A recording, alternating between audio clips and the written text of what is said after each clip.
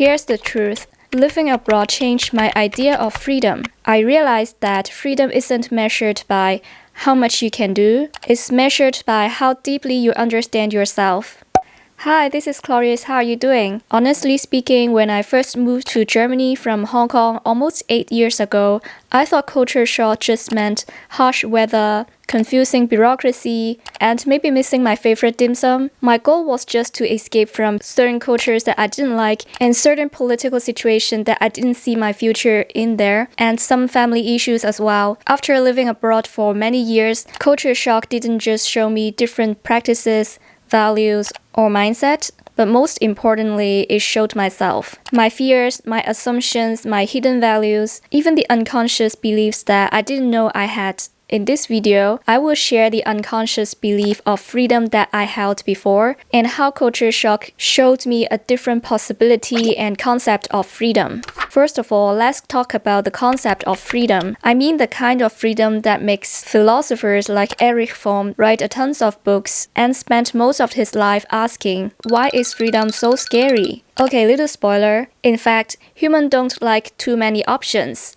Just like picking which movie to watch on Netflix. That can make some people a bit annoyed and indecisive. Erich Fromm was a German-born social psychologist, which basically means he studied why people do weird stuff, such as voting for politicians who scare them. Being Jewish and anti-authoritarian, he wisely packed his bags, fled Nazi Germany in 1934. Firstly, escaped to Switzerland for a bit, and eventually landed in the US. So here is his definition of freedom.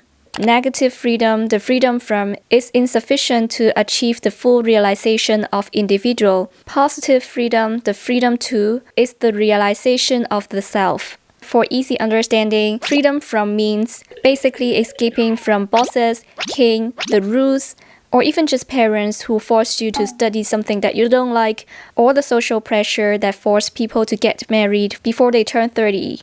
On the contrary, freedom to means using that freedom to do something meaningful, such as writing a novel, invent a new kind of sandwich, voting responsibly, or even just updating your YouTube channel. But here's the catch. Most people freak out when they actually have to choose. When faced too many choices, like what to watch on Netflix, or what to cook for dinner, or how to live your life, people often do what Fromm called escape from freedom. Freedom, although it has brought modern man independence and rationality, has made him isolated and thereby anxious and powerless. This can look like, first of all, authoritarianism, like outsourcing your thinking to someone else. Second, conformity, meaning going along with the crowd even though it's dumb. And third, destructiveness, which means tearing something down to cope with fears, like punching walls or yelling at your toasters. Does it sound familiar? Yeah, humans haven't changed much. For example, here's Fromm's analysis on German society, the rise of Nazism. In the 1920s and 30s, Germany went through massive instability, the collapse of the empire, economic disasters, and social chaos. It was like teenagers hyper-anxious, confused, and desperate for solutions, so people turned to a strong leader, Hitler, and basically outsourced their brains. Not a good move, but a classic example of escaping from freedom. And then it comes to the post-war Germany. After 1945, Germany rebuilt quickly, but the focus was on stability, conformity, and order. Fromm would say people shifted from authoritarian escape to a more subtle one, becoming what he called marketing personality, adapting yourself to fit expectations rather than developing your true self. Therefore, fast forward to today, Germany loves democracy, freedom, and bratwurst, but modern life brings new versions of the same problem. Here are the new escape mechanisms: social pressure to fit in and to be politically correct, digital and social media conformity, fear of social isolation, anxiety about economic and cultural change, such as the fear of using credit cards, digitization, and the collapse of car industry. And then, of course, there's the occasional populist movement, showing that humans still panic when they have freedom. Imagine a lot of your friends decide to wear black clothes and you have to fit in, so you follow them. Making fancy sandwiches means high class, so you don't make one because you don't want to be associated with the high class. Being feminine or vulnerable means weakness, so you abandon femininity and emotions. All these are tiny tragedies for individuality, because people have the fear of standing out or going against the concept of masculinity.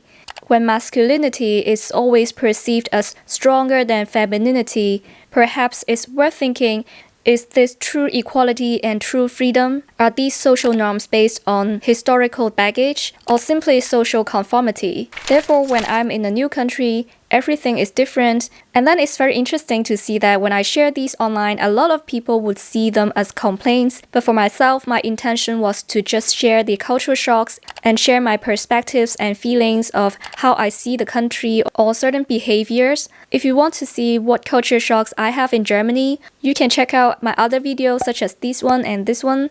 You can find them in the end of the video description. Culture shocks are like different kinds of possibilities and new challenges or struggles that can cause a lot of anxieties and uncertainty.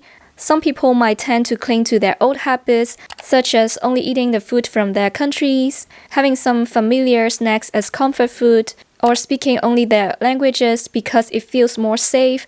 However, some people can see safety very differently. For example, maybe some people would blindly follow the new rules. In extreme cases, some people would just isolate themselves because it feels so hard to find a genuine connection and understanding from the society. I've realized that when I survive all these insecurities and anxieties, culture shock can actually teach me how to use positive freedom.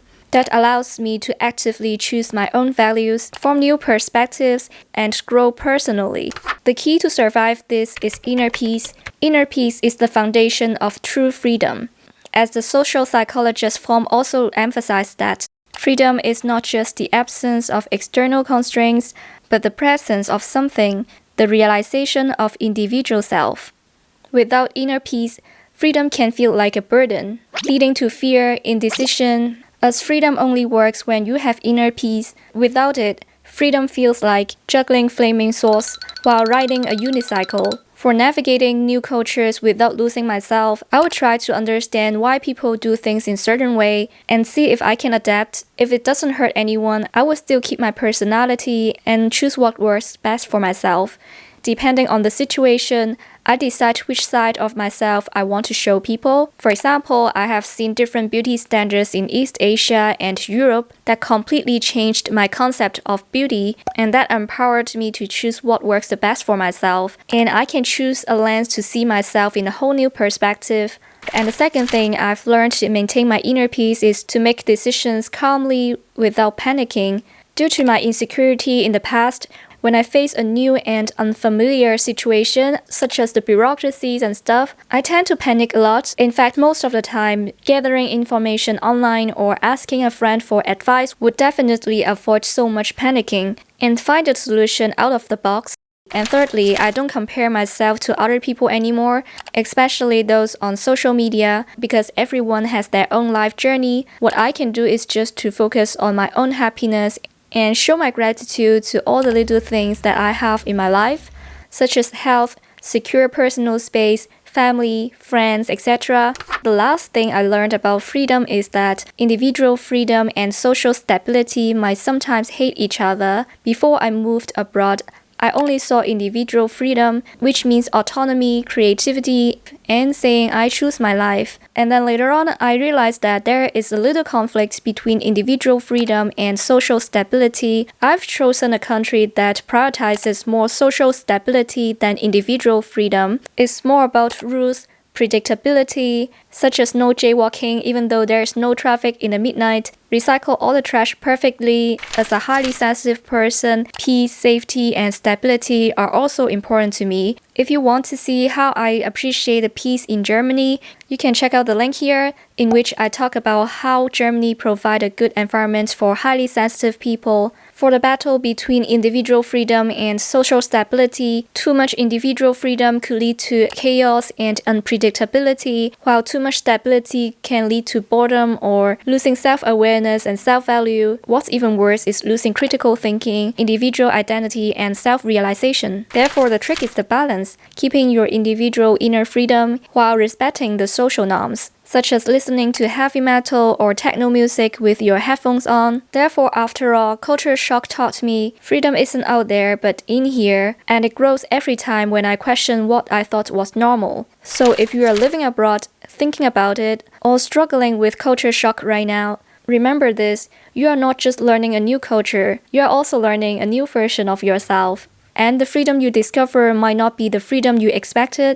but that might be the freedom you needed. If you like the video and want more reflections about identities, philosophies, and life between cultures, don't forget to give it a thumbs up, subscribe to the channel, and turn on the notification bell. Thanks for watching, take care, and I'll see you in the next one. Bye!